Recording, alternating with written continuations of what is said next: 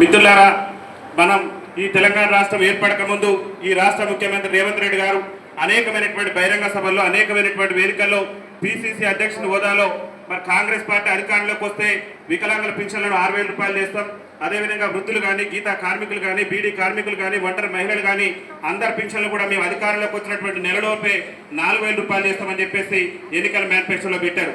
అయితే ఎన్నికల్లో మన ఓట్లు వేయించుకున్నటువంటి గెలిచినటువంటి అధికార పార్టీ కానీ, ప్రతిపక్ష పార్టీలు కానీ ఎవ్వరు కూడా మరి ఇస్తానన్నటువంటి పెన్షన్ మీరు గెలిచిన నెలకే ఇస్తానన్నారు, ఎందుకు ఇవ్వట్లేదని చెప్పేసి ప్రతిపక్ష పార్టీ నాయకుడు కానీ, ఏ అధికార పార్టీ నాయకుడు కానీ చట్టసభలలో మాట్లాడినటువంటి సందర్భంలో మరి నిరంతరం కూడా మన ఓట్లతో గద్దెనెక్కిన వాళ్ళేమో మన సమస్యల గురించి మాట్లాడుకుంటే ఇవాళ గుండె దెబ్బల పిల్లల ఆత్మ బంధువులాగా ఇవాళ ఆరోగ్యశ్రీ స్ఫూర్తిదాత మరి నిరంతరం కూడా మన పేద బడుగు బలహీన వర్గాల కోసం నిరంతరం కొట్లాడుతూ గత 30 ఏళ్ల దశాబ్దం నిరంతరాయంగా ఎస్సీ వర్గీకరణ సాధన కోసం పోరాటం చేసి మరి ఎస్సీ వర్గీకరణ సాధించినటువంటి పెద్దలు గౌరవనీయులు పద్మశ్రీ అవార్డు గ్రహీత మందకృష్ణ మాదిగన్న గారు మీరున్నా మీ చేయుత పింఛన్దారుల పక్షాన అని చెప్పేసి మనందరూ కూడా చేయుతనిచ్చి అతి త్వరలోనే హైదరాబాద్ కేంద్రంగా రాష్ట్ర రాజధాని కేంద్రంగా మనకు హామీ ఇచ్చి ఎన్నికల్లో హామీనిచ్చి మనను మోసగించినటువంటి రేవంత్ రెడ్డి ప్రభుత్వం మొదలు వచ్చేందుకు మరి ఆగస్టు 13న వికలాంగుల మరియు చేయుత పింఛన్దారుల మహాగర్జన సదస్సు నిర్వహిస్తున్నారు. కాబట్టి మీ అందరూ కూడా చేతులు జోడించి ప్రతి ఒక్కరు కూడా విజ్ఞప్తి చేస్తున్నాం.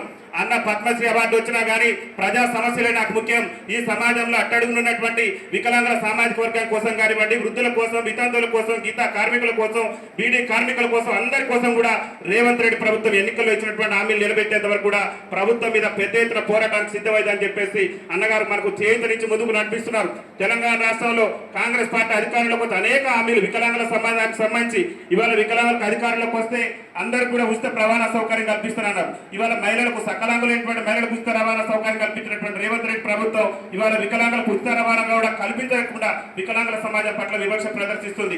అదేవిధంగా వికలాంగుల హక్కుల చట్టాన్ని ఈ తెలంగాణ రాష్ట్రంలో అమలు చేస్తానని చెప్పారు. ఇలా తెలంగాణ రాష్ట్రంలో వికలాంగుల సమాజం మీద దాడులు పెరిగిపోతున్నాయి.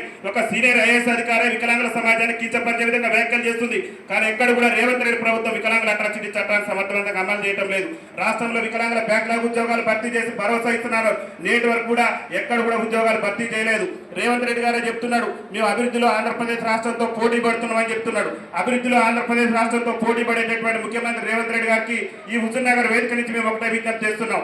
చంద్రబాబు నాయుడు గారు పక్కన ఉన్నటువంటి మీ గురువారి చంద్రబాబు నాయుడు గారు వికలాంగులకు 6,000 రూపాయలు, అదేవిధంగా తీవ్ర వైకల్యం కలిగిన వికలాంగులు 15,000 రూపాయలు, వృద్ధులకు కానీ వితంతువులకు కానీ అందరికీ 4,000 రూపాయలు పింఛన్ ఇస్తున్నారు. మరి అభివృద్ధిలో పోటీ పడతామని చెప్పినటువంటి తెలంగాణ రాష్ట్ర ముఖ్యమంత్రి వికలాంగుల పింఛన్లు ఇచ్చినటువంటి హామీ మేరకు ఎందుకు పెంచట్లేదని చెప్పేసి ఇది తెలంగాణ చంద్రబాబు నాయుడు గారు రేవంత్ రెడ్డి గారు ప్రభుత్వాన్ని నిలదీస్తూ ముఖ్యంగా ఏదైనప్పుడు కూడా మన సమస్యల కోసం, మన ఆత్మ బంధువులుగా మన హక్కుల కోసం పోరాటం చేస్తున్నటువంటి గౌరవశ్రీ మందకృష్ణ మాదిగన్న గారి నాయకత్వంలో అందరం కూడా హైదరాబాద్ కేంద్రంగా పెద్ద ఎత్తున లక్షలాదిగా తరలి వెళ్లి రేవంత్ రెడ్డి ప్రభుత్వం మెడల్ వచ్చేందుకు అందరూ కూడా కంకణబద్దులు కావాలని చెప్పేసి కూడా మీ అందరూ కూడా విజ్ఞప్తి చేస్తూ ఈ వేదిక మీద పాల్గొన్నటువంటి వికలాంగుల హక్కుల పోరాట సమితి జాతీయ ప్రధాన కార్యదర్శి గడ్డం కాశీవన్న గారికి, అదేవిధంగా సూర్యాపేట జిల్లా వికలాంగుల హక్కుల పోరాట సమితి జిల్లా అధ్యక్షులు చింత సతీష్ గారికి, అదేవిధంగా వేదిక మీద ఉన్నటువంటి మహిళా నాయకురాలు స్నేహలత గారికి, విజయరావు గారికి, అందరికీ కూడా కొండల గారికి అందరికీ కూడా పేరు పేరున ముఖ్యంగా ఈ సమావేశాన్ని ఇంత దిగ్విజయవంతం చేసినటువంటి మా మాతృ సంస్థ ప్రతినిధులు ఎంఆర్పిఎస్ బృందాన్ని అందరికీ కూడా, ఎంఆర్పిఎస్ నాయకత్వాన్ని అందరికీ కూడా